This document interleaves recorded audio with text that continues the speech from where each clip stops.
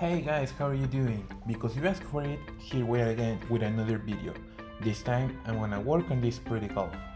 So let's get started and welcome to a new video of Custom Diecast.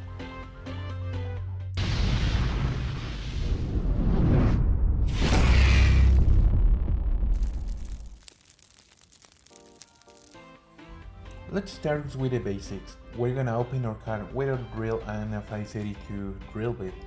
This is a really easy process, so we're gonna do it pretty fast. Check it out, it's perfect. Here we can open it, and when finished we can put it back together. I'll just have to press a little bit and it will be sealed. Now we're gonna work with our Dremel and a milling cutter.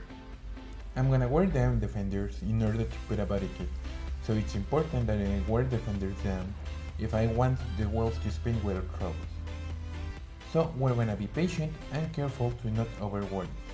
If you're not confident enough, you can mark the area you wanna wear down with a marker and use it as a guide. I recommend this circle milling cutter. It will help us to make a perfect work. Now that we finish, you can see the marks on the fenders, and now we're gonna remove the paint. Let's apply a little bit of paint remover and voila! This process is pretty easy. You just have to put your casting inside of the paint remover and the paint will vanish itself. Now I'm gonna use a wire brush to clean my casting. The Dremel already comes with one, but you can buy one on the store if you need it. It's really important to clean the casting pretty well, if we don't want our new painting to fall down. I'm gonna paint this casting with a Spectra painting, or to be more specific, I'm gonna imitate it. I'm gonna paint this casting with Spectra painting, or to be more specific, I'm gonna imitate it. For that, I'm gonna clean it perfectly, but I'm not gonna polish it. Now that it's clean, I'm gonna sand it a little with the thinnest sandpaper I have. We'll take an empty can and cut it. Now I'll tell you a little secret. You must paste the inside part of the can. It's important that you paste it the inside part due to the plastic that it has. If you paste the outside, you will damage the body kit. That way, when removing the can, the plastic will be left there, and we can sand it later on. That way, when removing the can, the plastic will be left there, and we can sand it later on. That's the way to do a pretty good body kit. I'm gonna apply a little bit more of glue on the top. It's really important to paint as well. We don't want to deform it the body kit.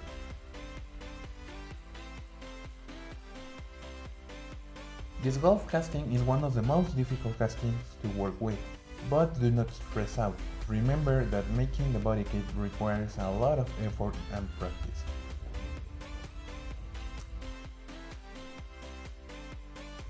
Well guys, we're gonna do the same on all the other sides. It's just paste it and give it form. If you have trouble using shade, you can help yourself with a stick or a pipe like the one I have here. Well guys, we are already finished. And let's do some magic with this paste. It's really malleable and you can use it very easily.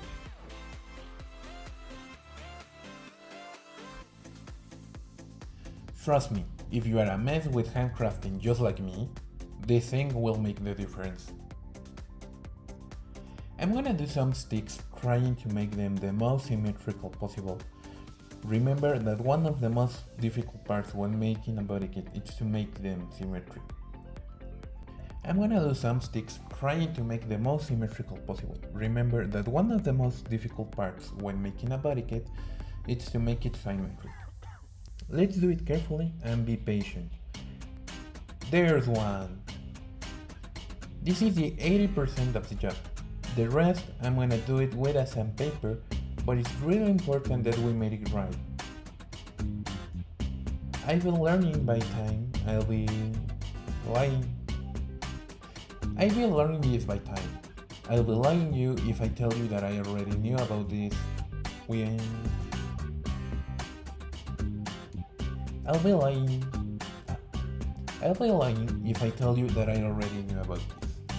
We are learning step by step, and that's the importance of the practice. It didn't appear on camera, but I wet my fingertips to help me model the material and give it the shape I want. We're gonna do the same thing on all the sides and we'll let it dry. It takes around 40 minutes and we'll take out the can pieces we used before. Do it carefully, as I already warned you before. If you do it carelessly,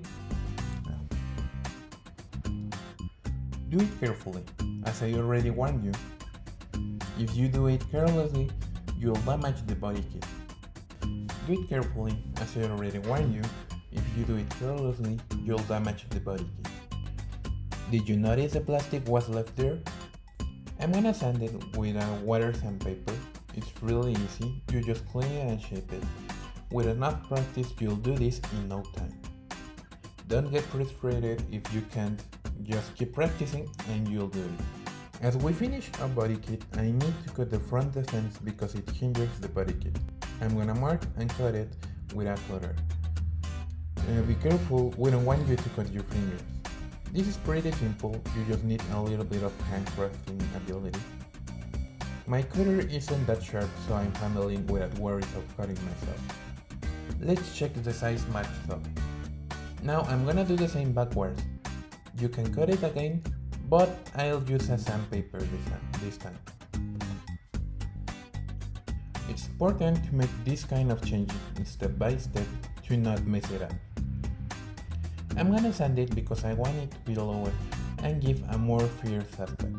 I'm gonna sand it because I want it to be lower and give a more fierce aspect. I'll use a thick sandpaper first and a thin one later on. I'm gonna paint it orange, you will see for. I'm gonna paint it orange, you'll see for what later on. I wanna check how it looks like, and it fits pretty well. It's starting to look the way I want. I'm gonna add an aileron. Let's measure correctly, put a mark and cut it. Then apply some contact glue to paste it properly. You can use whatever you want, just make sure it is a really strong glue that usually doesn't leave any traces. But if it happens that it leaves traces, just sand it a little bit and it'll be removed. Now we'll keep adjusting the aileron with our sandpaper. Do it slowly as it is made of styrene. If we overdo it, we'll mess it up. I'm gonna make styrene rear views. You can get them on every store that sells summit wheel tires, or you can make them yourself. I'm gonna use styrene rear viewers. You can get them on every store that sells summit wheels tires, or you can make them by yourself.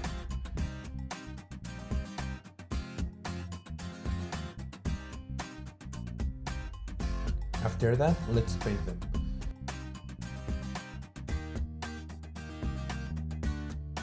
In this part, be careful of not applying too much glue, because if you do it, it will be really difficult to remove it without damaging or casting. That's why I'm helping myself with a toothpick. I'll do a little bit more magic and boom, it's painted! Look how beautiful it looks, the color. Oh, I really love it. Really love it. As I said, I didn't polish it, so you might be asking yourself, how did he got that effect? Well, I just painted a base layer with this Molotov spray, and then apply the blue plated over it and check it how it looks like. Now, as you can see, I'm putting some gold decals to make it look cool. This process is too easy. You just need to wet the stickers for a couple seconds and then paste it on the car. As my decals are a little bit thick, I'm helping myself with this fixative to make sure they won't fall down and make it look better. Now I'm gonna use the best tires ever, Summit Wheels tires. As you can see, I made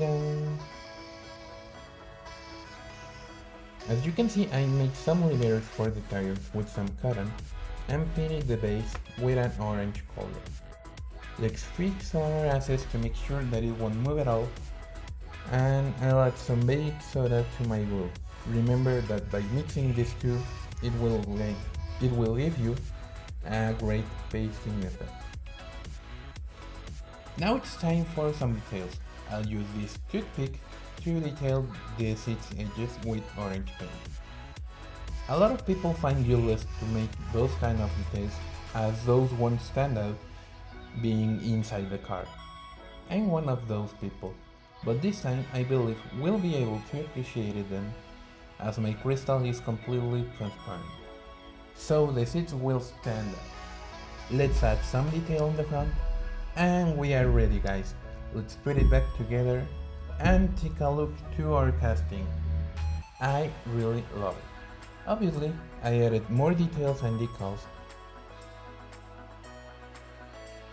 but I'll leave you some records of the final result. Hope you enjoyed.